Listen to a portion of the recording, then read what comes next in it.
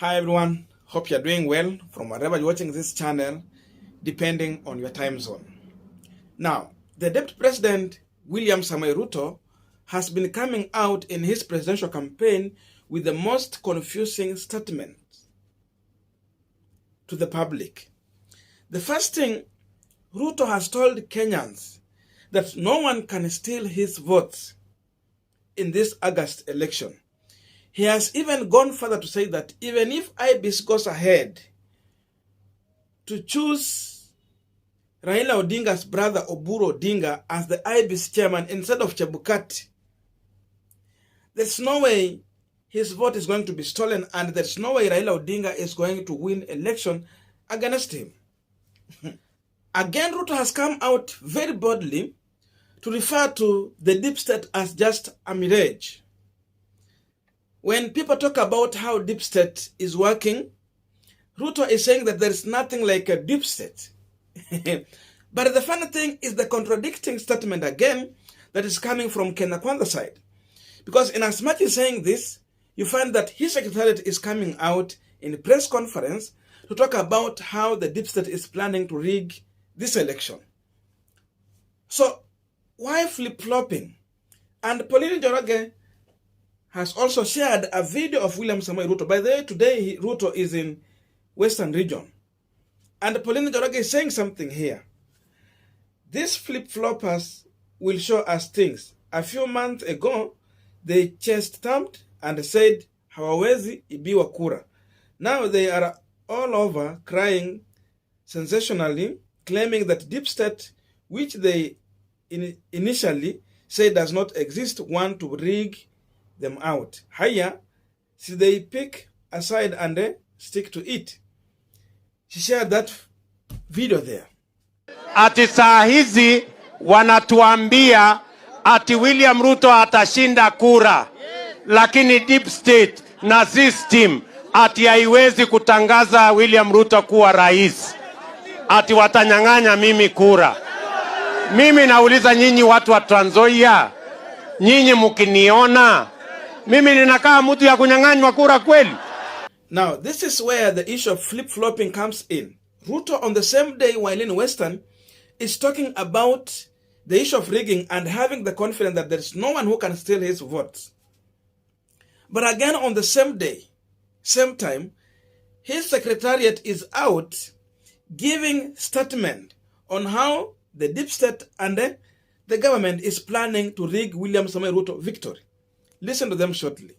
In particular, ICT Cabinet Secretary John Michel. We also call out the same Cabinet Secretary and his colleagues for their open, flagrant, and shameless association and promotion of one political coalition and its presidential candidate. We have also noted public statements of their commitment to abuse state office, misappropriate public resources, pervert state institutions, and thereby the integrity of government in the quest to secure an legitimate win for their party. Of particular concern is the emergence of an outrageous video clip of ICT Cabinet Secretary John Michel pledging his allegiance, committing public resources and institutions, and declaring state support for the Azimio la Umoja and his project. Of concern to us is the critical role the Ministry of ICT plays in supervising and overseeing the Communications Authority of Kenya. The Communication Authority of Kenya provides the technological framework for IEBC to conduct digital registration, digital tallying, and relaying of results electronically, which affects the verifiability, transparency, accountability, and credibility of elections as per the Constitution. Yet here we have the minister saying, and I quote, "So some of us are there to ensure we have free, fair elections, making sure systems and everything are working, and obviously we are working closely with Baba to ensure that in the case, and that is the case, and we've been looking and seeing the information, we are on the right track, we are on the right path. Baba, tuko pamoja, we are following you, you have given us assignments, hiyo yote tunafanya, and even if it is not visible to all of you, si munajua, we are not sleeping." CS Joe Muchero, end of quote. We also wonder what legal framework mandate mandates a presidential candidate to assign, direct, supervise, and receive reports on election manipulation. Now we are continuing with our panel discussion, but a quick request. You might be watching this channel, but you have not yet subscribed. So my humble request, please consider subscribing so that another time, once we release a video like this one, you will always get notified.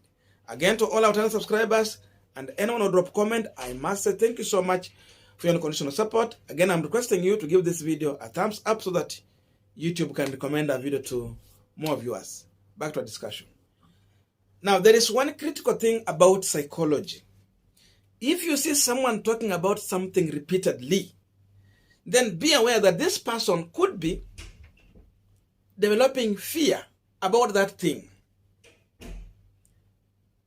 Kwa mfano, ukiona mtu anasema ya kwamba I don't fear death, mimi siogopi kifo, then the real truth is that this person, in real sense, he feared death. If death comes his side, he will not be ready for that. Like when we were in primary school, nasikia mtu anasema ya kwamba mimi sikuogopi, nishike nitaua mtu. You see, I don't fear you, I'm ready to fight you. In the real sense, if you go for that person, definitely this person is afraid of you and he will be running away helter-skelter for his life. That is one truth about this. So the William Samoei Ruto we are seeing coming out to talk about rigging of election. There is one thing that is disturbing William Samoei Ruto. The truth is that Ruto is worried. Ruto does not have confidence in this upcoming general election. Ruto is worried that he can be rigged out. Ruto is worried that there is deep state, something that is referring to as a mirage. When we know he has been a beneficiary of it, he is aware of the deep state. Ruto is afraid that in this election he might not be winning. That's why he's coming out repeatedly to talk about winning the election, talking about issue of rigging and the deep state. That is the real truth here. And here is the issue. There is something Ruto knows that Kenyans don't know. He has been part of the system. He has been part of the deep state that is referring to as a mirage. And he has been a beneficiary of the deep state. That's why he's learning that this time round, the same deep state might not be favoring him. 2013, 2017, during Moi era, Ruto has been a beneficiary of the deep state. But he's learning that the deep state will not work in his interest. And for that reason, that's why Ruto is coming out to speak about this issue. Otherwise, if he knew that deep state does not exist, he will not talk about that. If he knew that he has never benefited from the deep state, he will not be outside here talking about that issue. But because he has been a child of the deep state, and this time round, he has no favor in the eyes of the deep state. That's why we are seeing the new William Samoei Ruto talking about the deep state. Number two, Ruto is learning that he might not win this election.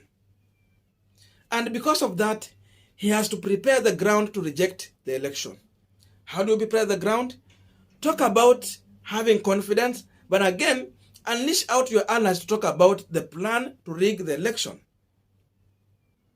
So that now you will have the ground to take this issue to the court, Supreme Court, or reject the results as it will be announced by the IEBC. So Ruto is laying out the ground to reject the result, whether he's going to lose or win. But he understands that chances of winning this election, it could be minimum for him. Otherwise, he will not be talking about deep state. He will be busy campaigning and having confidence to win. Same thing we are seeing Raila Odinga. He has confidence of winning election. That's why his focus is on campaign, reaching out to the people. And there's no issue to talk about the deep state. Because Raila believes that he has the people. And now, this time round, seemingly it's like the ground is flat for everyone. So, if he wins this election, he is sure that he is going to be announced the winner.